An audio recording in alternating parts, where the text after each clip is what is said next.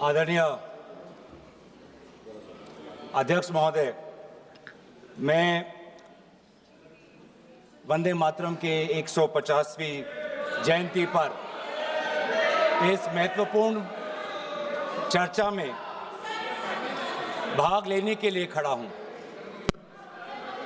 और अपने वक्तव्य के शुरुआत में मैं बंगाल के उस पवित्र भूमि को नमन करना चाहता हूं जिस भूमि से ईश्वर चंद्र विद्यासागर आए, राजा राम मोहन रॉय जी आए, बंकिम चंद्र चटर्जी आए, स्वामी विवेकानंद जी आए, अरबिंदो घोष जी आए, खुदीराम बोस आए, कबीर नजरुल इस्लाम जी आए, रविंद्रनाथ टैगोर जी आए और सुभाष चंद्र बोस जी आए। वाकई में बंगाल की इस पवित्र भूमि में एक अद्भुत ताकत है।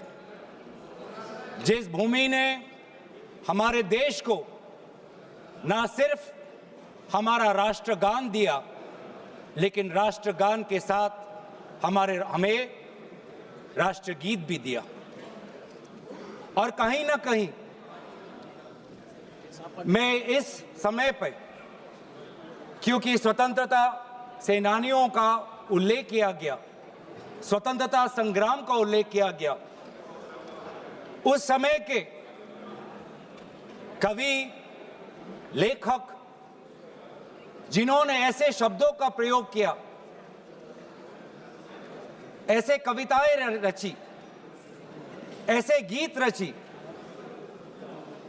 जिन गीतों के साथ, जिन शब्दों के प्रेरणाओं के साथ लाखों के तादाद पर स्वतंत्रता सेनानियों ने अंग्रेजों का जुल्म सहने की ताकत मिली। वे ऐसे शब्द थे, वे ऐसे गीत थे, वंदे मातरम, रविंद्रनाथ टैगोर जी के Where the mind is without fear, वो गीत झंडा ऊंचा रहे हमारा, वो गीत सरफरोशी की तमन्ना, वो गीत विद्रोह, वो गीत इंकलाब जिंदाबाद, वो स्लोगन करो या मरो, जय हिंद, सत्यमेव जयते, भारत छोड़ो। ऐसे कई नारे थे, ऐसे कई गीत थे, जिन गीतों ने, जिन शब्दों ने हमारे स्वतंत्रता संग्राम में हमारे भारत के समाज को ताकत दी।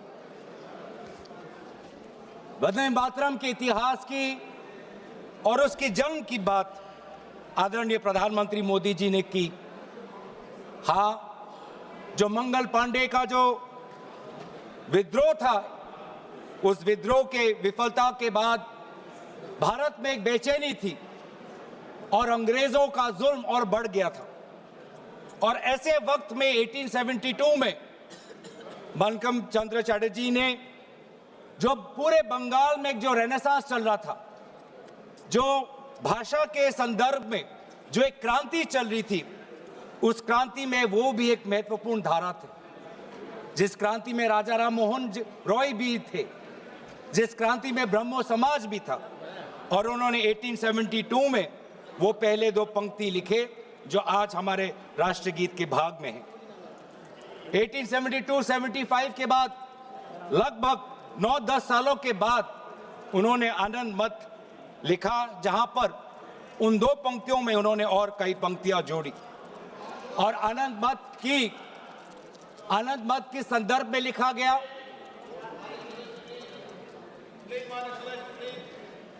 आनंद मत उस संदर्भ में लिखा गया जिस समय ईस्ट इंडिया कंपनी इस प्रकार के टैक्स हमारे किसानों पर लगा रही थी कि जीना बहुत मुश्किल हो गया था। लेकिन वाकई में ये जो एक गीत था, जो आनंद मत में उल्लेखित था, वास्तविक रूप में ये नारा कब बना? इसकी शुरुआत हुई गीत से, लेकिन ये इसकी एवोल्यूशन, इसका पूर्ण जन्म एक नारा के द्वारा, एक राजनीतिक नारा के द्वारा 1905 में हुआ। 1905 में वायसराय कर्जन ने बंगाल के दो भाग करके सोचा कि इसके द्वारा वो बंगाल और बंगाल के द्वारा पूरे भारत पर एक गहरी चोट डालेंगे, लेकिन यही उनकी गलती थी। अगर मैं देखूं कि आधुनिक स्वतंत्रता संग्राम में वो कौन सा पल था जिस पल से भारत के स्वतंत्रता संग्राम में एक नई ताकत आई, वो 1905 के उस स्वदेशी आंदोलन से था। जो स्वदेशी आंदोलन बंगाल के पार्टीशन विभाजन के बाद उजागर हुआ और उसमें जैसे इतिहास में हमने पढ़ा है कि अरबिंदो घोष जी को एक ताकत मिली, वंदे मातरम का वो जर्नल, और उसके द्वारा जुगांटर पार्टी के द्वारा ये मैसेज गया कि हमें भारत को एक नई दृष्टि से, एक नई ताकत से, एक नई मंथन के द्वारा हमें विद्रोह करना है। और यही बात आने वाले समय में पूरे प्रदेश में ये फैला और व्यापक रूप से फैला। और ये बहुत, इस पूरे वंदे मातरम की जो यात्रा है, इस यात्रा को अध्ययन करना बहुत जरूरी कि कहीं बंगाल के भाषा के क्रांति से निकला ये गीत जो 10 वर्ष बाद आनंद मठ के नॉवल में इसमें और पंक्तियां जोड़ी गई, बंगाल में एक राष्ट्र नारा बना 1905 में, और ऐसी प्रेरणा मिली जिस प्रेरणा से पूरे भारत में वो व्यापक रूप से प्रचारित हुआ। प्रचार होने के कई माध्यम थे। आदरणीय प्रधानमंत्री जी ने ग्रामोफोन का उल्लेख किया, लेकिन पैम्फलेट और पब्लिकेशन का भी एक बहुत महत्वपूर्ण भूमिका थी। ये पैम्फलेट और पब्लिकेशन के द्वारा बंगाल का ये नारा गया पंजाब में, गया महाराष्ट्र में, गया मद्रास में। ट्रांसलेशन के द्वारा आदरणीय सुब्रमण्यम भारती ने जिस प्रकार से 1905 में इसकी ट्रांसलेशन की, 1908 में इसकी ट्रांसलेशन की, तो कई जगह पे ये कन्नड़ में, तमिल में, तेलुगु में, अलग अलग भाषाओं में आनंद मठ और आनंद मठ के द्वारा पूरे वंदे मातरम की जो व्याख्या है, जो मूल भाव है, पूरे देश में फैला। खुदीराम बोस जी का उल्लेख यहाँ पे किया। और हाँ, जिस प्रकार से कोर्ट ट्रायल्स हुए, सिर्फ खुदीराम बोस जी का नहीं, अरबिंदो घोष जी के भी कोर्ट ट्रायल से पूरे देश को ये दृश्य दिख रहा है कि किस प्रकार से वंदे मातरम के द्वारा हमारे स्वतंत्रता सेनानी ब्रिटिश का विद्रोह कर रहे थे। और फिर सिर्फ स्वतंत्रता सेनानियों के बीच नहीं रहा, एक व्यापक रूप से ये छात्रों के बीच में ये समा गया। वंदे मातरम का उजागर राजामुंड्री आर्ट्स कॉलेज में किया गया, कोकानाडा आर्ट्स कॉलेज में किया गया, गोदावरी, कृष्णा, गुंटूर तक फैला, बांग्लादेश उस समय के माइमन सिंह सिटी कॉलेज तक पहुंचा। और यहां तक भी नहीं, बाहर जो हमारा तिरंगा ध्वज जब 1907 में पूरे विश्व में प्रकाशित किया, तो उस तिरंगा झंडा में भी वंदे मातरम उल्लेखित था। कला के द्वारा भी अवनींद्रनाथ टैगोर, उन्होंने एक पेंटिंग, एक चित्र इससे प्रेरणा लेते हुए किया। तो कहीं ना कहीं हमारे पूरे स्वतंत्रता संग्राम में कला, साहित्य का एक बहुत महत्वपूर्ण भाषा और बहुत महत्वपूर्ण भूमिका रही है। राजनीतिक नारा से, जैसे कि कहा गया, राष्ट्र में इसको एक राष्ट्रीय तवज्जो मिलने लगा। और इस वंदे मातरम को सिर्फ एक राजनीतिक नारा नहीं, लेकिन राष्ट्र गीत से इसको देखा जाए, ये तवज्जो, ये महत्व अगर कोई किसी राजनीतिक दल ने दिया तो वो कांग्रेस पार्टी। कांग्रेस पार्टी ने जब 1905 का स्वदेशी आंदोलन भी नहीं हुआ, 1896 में कलकत्ता में कांग्रेस के अधिवेशन में गुरुदेव रविंद्रनाथ टैगोर जी ने खुद वंदे मातरम को एक मधुर वाणी में उन्होंने उसका गीत प्रदर्शित किया। और बाद में उन्होंने एक चिट्ठी में लिखा भी पंडित नेहरू को, that the privilege of originally setting the first stanza of Vande Mataram to the tune was mine when the author was still alive.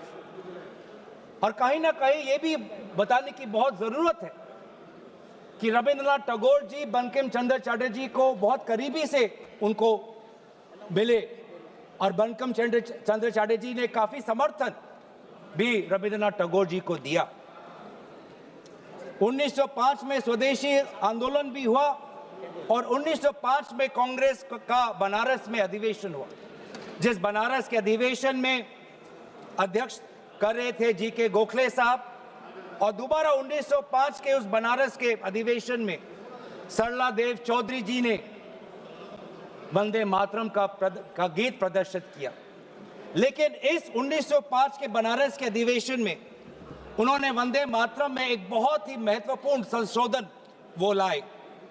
वो संशोधन क्या था? जनसंख्या की।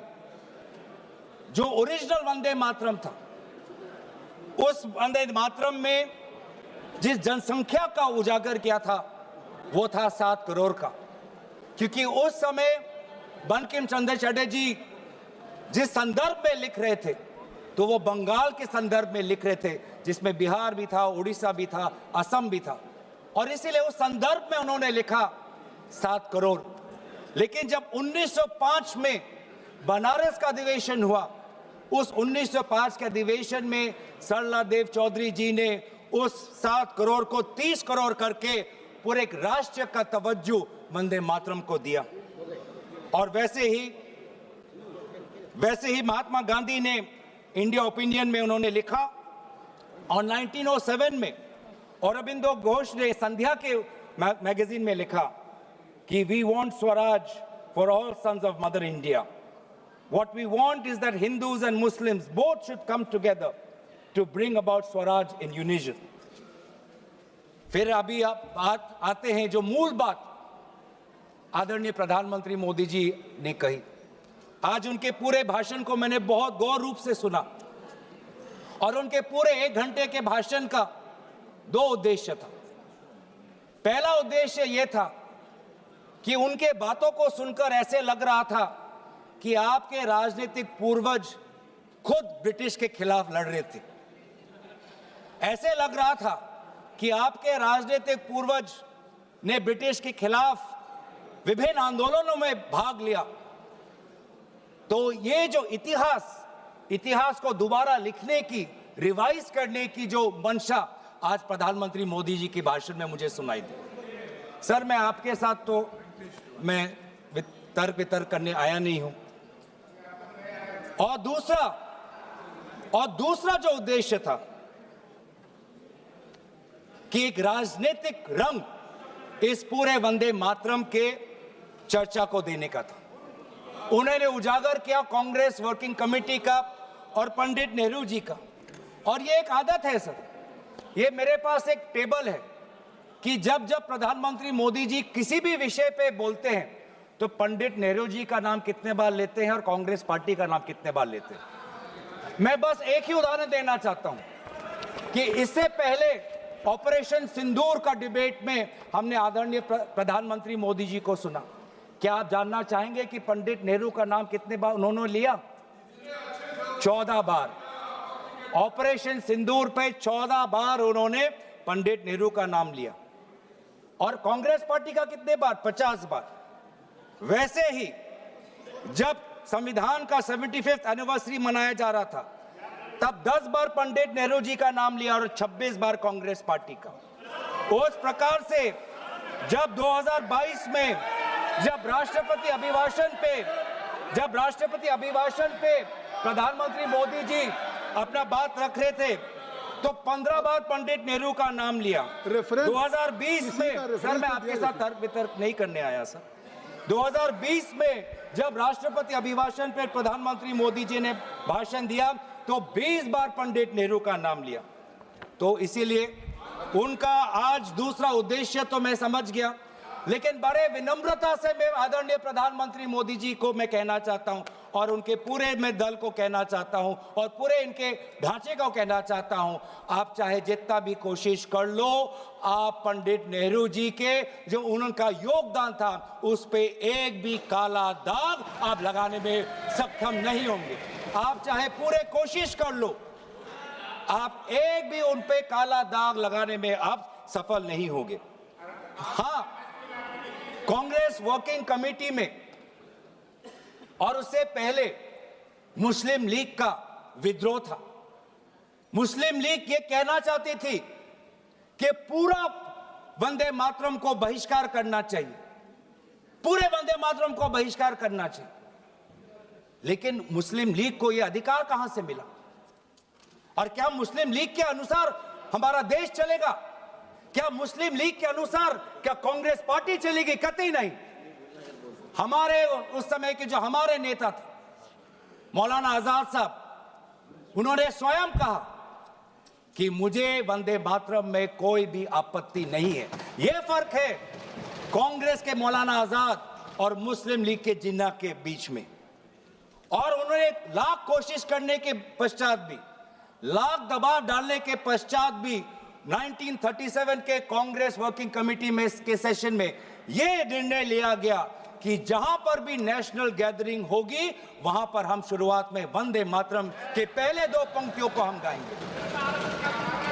इस सिद्धांत को मुस्लिम लीग ने बहुत बड़ी इसकी आलोचना की, बहुत बड़ी आलोचना की, और आलोचना हिंदू महासभा ने भी की।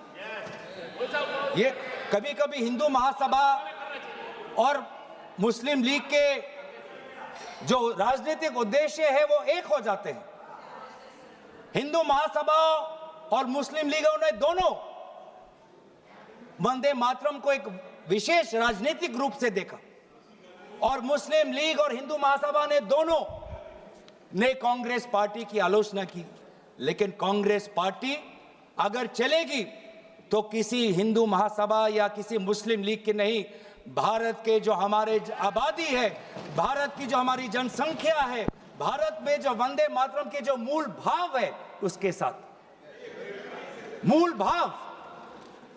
आप बार बार वंदे मातरम की आप बात कर रहे थे आदरणीय प्रधानमंत्री जी। वंदे मातरम किस संदर्भ में लिखा गया? ब्रिटिश के विद्रोह में वंदे मातरम का नारा कब लगाते थे? जब हम ब्रिटिश के अंदर हम खौफ पैदा करना चाहते थे। वंदे मातरम का नारा कब लगाते थे? जब हम ब्रिटिश को बताना चाहते थे कि हम डरेंगे नहीं, हम झुकेंगे नहीं। तो ये था मूल भाव वंदे मातरम का, ब्रिटिश के विद्रोह करने का। मैं पूछना चाहता हूं कि आपके राजनीतिक पूर्वजों ने वंदे मातरम की इस मंशा को आपने कब पूरा किया? कब आपने ब्रिटिश का विद्रोह किया? कब किया? आप वंदे मातरम का उद्देश्य था कि ब्रिटिश को के बीच में डर फैलाना। मैं पूछना चाहता हूं कि आपने उस मंशा को कब पूरा किया? 1937 की आप बात करते हैं और 1937 में आपको आपत्ति है, तो मैं पूछना चाहता हूं कि 1942 में जब भारत छोड़ो आंदोलन था तब आपके राजनीतिक पूर्वज कहां थे? अगर आपको लगता है कि वंदे मातरम के साथ कांग्रेस पार्टी ने उसको दुर्बल करने की एक साजिश की, तो मैं पूछना चाहता हूं कि आपने जब वंदे मातरम का जो मूल उद्देश्य था कि अंग्रेजों भारत छोड़ो, तो उस भारत छोड़ो के आंदोलन में आप लोग कहां थे? क्या इतिहास गवाह नहीं कि आपके राजनीतिक पूर्वज में उनका नाम नहीं लेना चाहता, कि उन्होंने खुद कहा था कि इस आंदोलन में भाग नहीं लेने का, खुद बोलते थे। दूसरे खुद उन्होंने कहा कि इस आंदोलन में भाग नहीं लेना। और बंगाल में आपके जो राजनीतिक आपके गुरु हैं, मैं उनका नाम भी लेना नहीं चाहूंगा, पर उन्होंने भी खुद कहा था कि भारत छोड़ो आंदोलन में भाग नहीं लेना चाहिए। तो आप वंदे मातरम की बात करते हैं, स्वतंत्रता सेनानियों की बात करते हैं, प्रोपेगेंडा करने की कोशिश करते हैं। जो कांग्रेस वर्किंग कमेटी पंडित नेहरू ने जी के सबके साथ जो विचार विमर्श किया, उसमें सब शामिल थे। उसमें शामिल थे रविंद्रनाथ टैगोर जी, जिन्होंने स्वयं कहा कि जो पहले दो स्टैंजाज हैं वो इतने मधुर हैं, उसमें इतनी ताकत है, जो पूरा सारांश है वंदे मातरम का वो पहले दो स्टैंजाज में है। और पंडित नेहरू जी ने भी उस वर्किंग कमेटी में कहा, उस रेजोल्यूशन में, पंडित नेहरू जी को मैं कोट करना चाहूंगा, the words Vande Mataram became a slogan of power which inspired our people and a greeting which ever reminds us of our struggle for national freedom. ये है पंडित नेहरू जी और कांग्रेस पार्टी की मूल भाव वंदे मातरम के पक्ष में।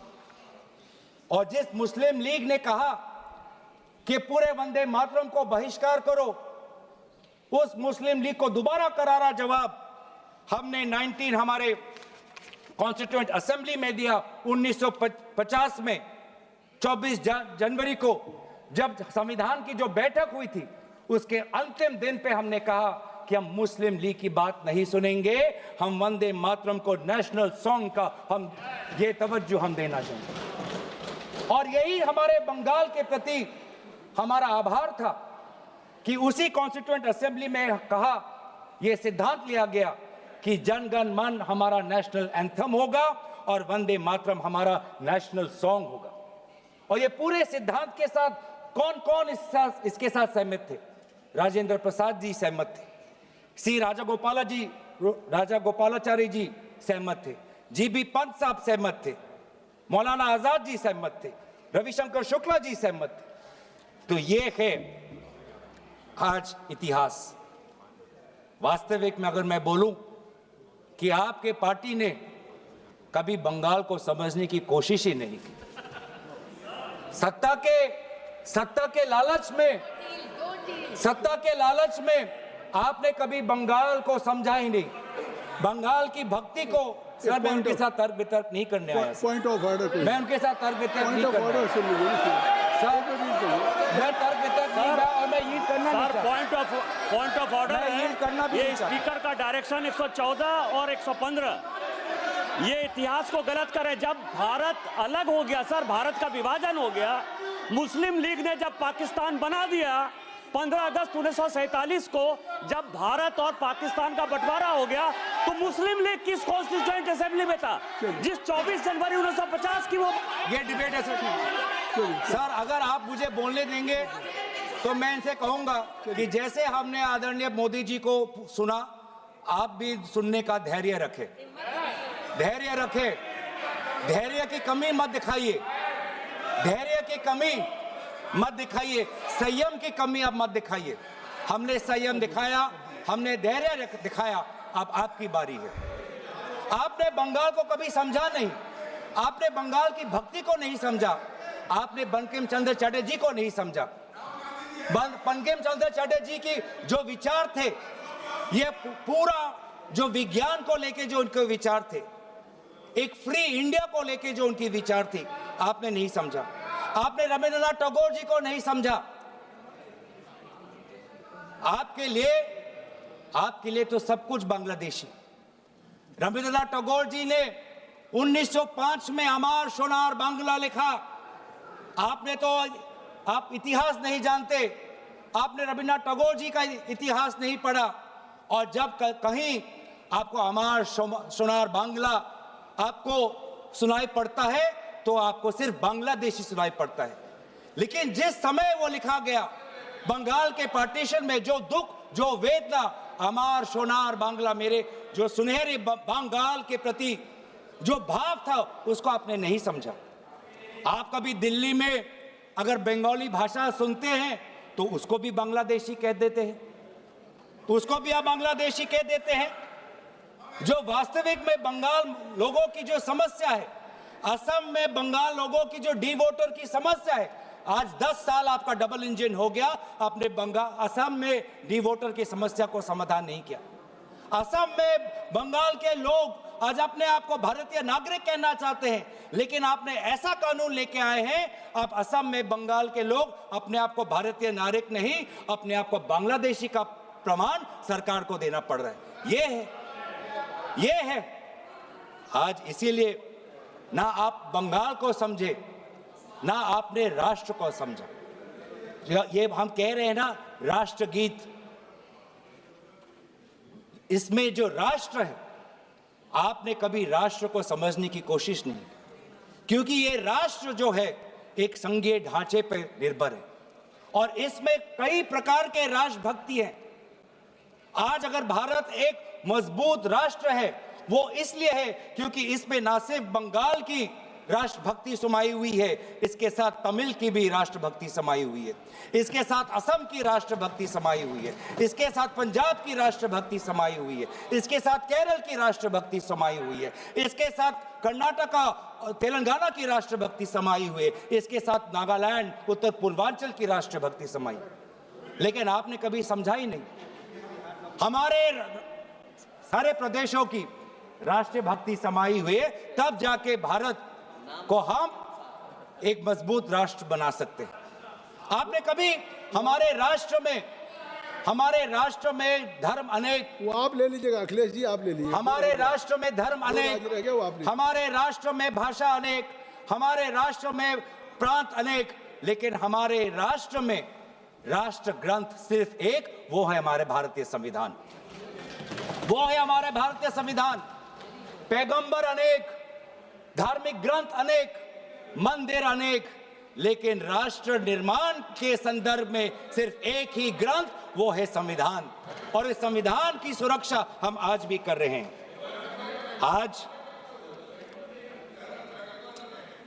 आज राष्ट्र की बात आप करते हैं।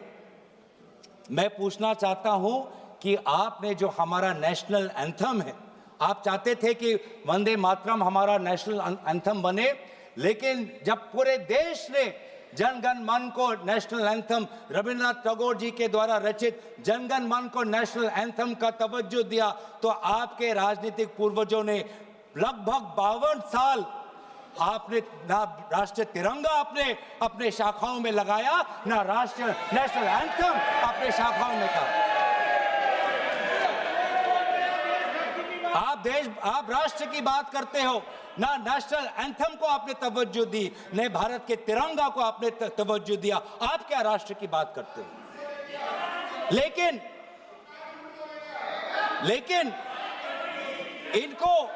इनको सत्ता का, इनकी जो परिभाषा है सत्ता की, वो अलग है। इनको लगता है कि अगर सत्ता मिल गया तो पूरे राष्ट्र पर ये शासन चलाएंगे। ये लोग, यही फर्क है। मैं समझ, यही। धन्यवाद संजय जायसवाल जी, धन्यवाद। क्योंकि हमारे लिए सत्ता शासन का नहीं, हमारे लिए सत्ता सेवा का माध्यम है। सेवा का माध्यम, ये फर्क है। ये संजय जी को आप धन्यवाद दे रहे हैं। ये फर्क है। ये संजय जी को आप धन्यवाद दे रहे हैं। आपके साथ तो मैं नहीं करने, आपके साथ तो नहीं करना। ये फर्क है राजतंत्र और लोकतंत्र में। राजा शासन करना चाहता है और सेवक भारत के संविधान को सेवा करना चाहता है। ये फर्क है राजा और सेवक में। और आज यही हम देख रहे हैं कि आज हमारे भारत के लोग अनेक समस्या उठा रहे हैं, लेकिन उस समस्या का एक भी उल्लेख नहीं। सर, आज अगर हम राष्ट्र की बात कर रहे हैं, राष्ट्र के प्रति हमारे भक्ति की बात कर रहे हैं, राष्ट्र के प्रति आपकी सेवा के लिए धन्यवाद। सभापति महोदय, थोड़ा मुझे सुनिए। सभापति महोदय, मुझे हम राष्ट्र के प्रति हमारे कर्तव्य की बात के प्रति हमारे कर्तव्यों की हम बात कर रहे हैं। आज सदन पहली बार भारत के राजधानी में बम विस्फोटन हुआ, एक बार भी उसका उजागर आदरणीय प्रधानमंत्री मोदी जी नहीं किया। हम 150वीं जन्म जयंती वंदे मातरम की मना तो रहे हैं, लेकिन क्या हम आज वर्तमान के भारत को सुरक्षा दे पा रहे हैं? क्या हमने दिल्ली के राजधानी में हमारे दिल्ली वासियों को हमने सुरक्षा दी? क्या हमने जम्मू कश्मीर में हमारे वहां के पर्यटकों को सुरक्षा दी? ये कर्तव्य नहीं है? हम कैसे मनाएंगे? ये वंदे मातरम भी चर्चा पर है। सर, विकसित भारत की बात कर सकते हैं तो वर्तमान की बात भी कर ही सकते हैं।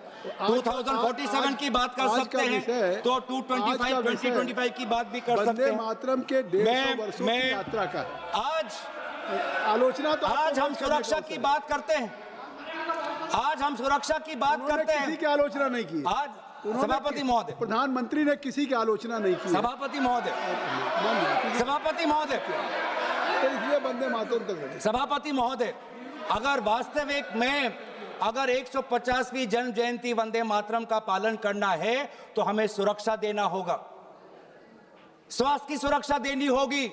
आज दिल्ली में, पूरे उत्तर भारत में, गंगा तट पे जितने भी लोग हैं, किसान हो, श्रमिक हो, आज वो वायु प्रदूषण के कारण आज उनका वो सांस नहीं ले पा रहे। आज आप देखिए कि हमारे सीमाएं सुरक्षित है। पहलगाम के बाद आज पाकिस्तान की जो फील्ड मार्शल है वो हमारे अमेरिका के राष्ट्रपति के साथ बैठते हैं। पाकिस्तान और अमेरिका के बीच में और करीबी बात आ गई है और करीब हो गए हैं, और आप लोग उस पर कुछ नहीं कह रहे। आज करेंसी, जब आपने एक टाइम पे कहा जब करेंसी बढ़ती है तो उम्र का उजागर है, आज तो भारतीय करेंसी। सर मैं आपके साथ मैं ऑपरेशन सिंदूर की चर्चा हो चुकी है, उस पर आप लोगों ने भी किया था और इस पर के दिया था। मुझे लगता है आज वंदे मातरम की 150 वर्षों की यात्रा है, आज इसको अगर इस चर्चा को किसी आरोप प्रत्यारोप से या विवादों से ऊपर रखें तो ज़्यादा अच्छा होगा। सर 150वीं जयंती तो वर्तमान में मना रहे हैं, तो वर्तमान में भारत के प्रति जो हमारे कर्तव्य है उसकी बात ना करें तो हम कैसे करें। और इसीलिए आज करेंसी, जिस करेंसी का आपने उजागर किया कि करेंसी जब बढ़ती है तो किसी का उम्र का उदाहरण मिलता है, आज तो 100 तक पहुंच गया करेंसी। तो ना वायु प्रदूषित है, ना वायु से हम सुरक्षित है, ना करेंसी हमारी सुरक्षित है, ना हमारी सीमा सुरक्षित है, ना हमारे दिल्ली में हम सुरक्षित है, ना जम्मू कश्मीर और लद्दाख में जो सुरक्षा उनको मिलनी चाहिए, जो राजनीतिक सुरक्षा मिलना चाहिए, जो संपूर्ण राज्य का दर्जा मिलना चाहिए, जो यूटी का दर्जा मिलना चाहिए, ना उनको हम दे पा रहे हैं। आज ना हमारा उद्योग सुरक्षित है। आज मोनोपोलीज के कारण आज आम ग्राहक आज बड़े बड़े उद्योगपति के पैर पे आज पड़ा हुआ है। इंडिगो के आज हम देख रहे हैं कि एक मोनोपोली आई, जिस मोनोपोली के कारण आज आम व्यक्ति आज रो रहा है। आज एक आम व्यक्ति आज उसके घर उजड़ गए। आपसे एक मिनट सुन लें, आपसे आग्रह करता हूं कि स्वयं ऑनरेबल स्पीकर ने कहा था कि आज जो हम चर्चा कर रहे हैं ये केवल वर्तमान के लिए नहीं, आने वाली पीढ़ियों के लोग भी आज की इस चर्चा से प्रेरणा लेंगे। देखिए, आपकी इस चर्चा से प्रेरणा लेंगे और मुझे लगता है कि आपको बहुत से अवसर मिलेंगे जब आप आलोचना कर सकते हैं, आरोप प्रत्यारोप कर सकते हैं, लेकिन आज की चर्चा कम से कम मैं आपसे धन्यवाद सर। वंदे मातरम राष्ट्र